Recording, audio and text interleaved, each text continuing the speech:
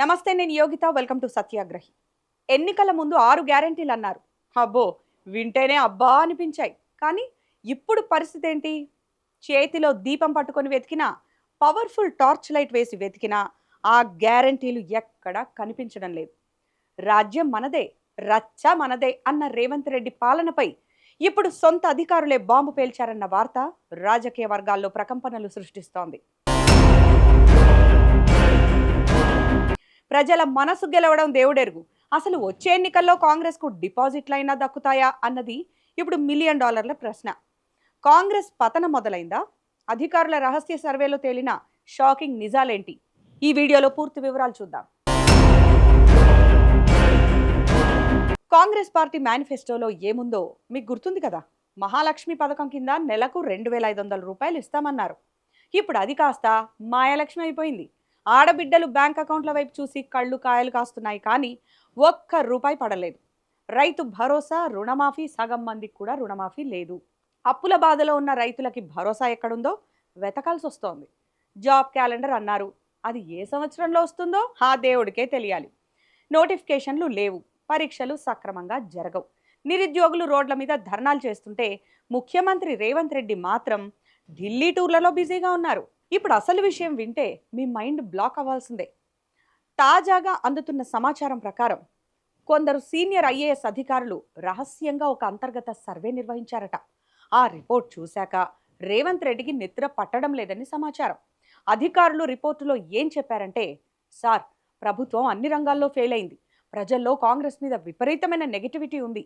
ఇలాగే ఉంటే వచ్చే ఎన్నికల్లో కాంగ్రెస్కి వచ్చేవి కేవలం 20 నుంచి 30 సీట్లు మాత్రమే. అంటే పరిస్థితి ఎంత దారుణంగా ఉందో అర్థం చేసుకోండి. ఇప్పుడు దర్జాగా కుర్చీల్లో కూర్చున్న మంత్రులు కూడా వచ్చే ఎన్నికల్లో ఇంటికి పోవడం ఖాయమని ఆ రిపోర్టు తేల్చి చెప్పిందట. ఇక ఈ సర్వే ప్రకారం ప్రస్తుతం క్యాబినెట్లో ఉన్న ఉద్దండులు, సీనియర్ మంత్రులు కూడా ఓడిపోబోతున్నారట. తమ సొంత నియోజకవర్గాల్లోనే తిరిగే పరిస్థితి కూడా లేదని అధికారులు మొహం మీదే చెప్పేశారట. పాలన మీద కంటే ప్రత్యర్థుల మీద విమర్శలు చేయడం మీద పెట్టిన శ్రద్ధ జనం సమస్యల మీద పెట్టుంటే ఈ పరిస్థితి వచ్చేది కాదు కదా రేవంత్ రెడ్డి గారు. ప్రజాపాలన అంటే ప్రజలను ఇబ్బంది పెట్టడం కాదు, ఇచ్చిన మాట నిలబెట్టుకోవడం.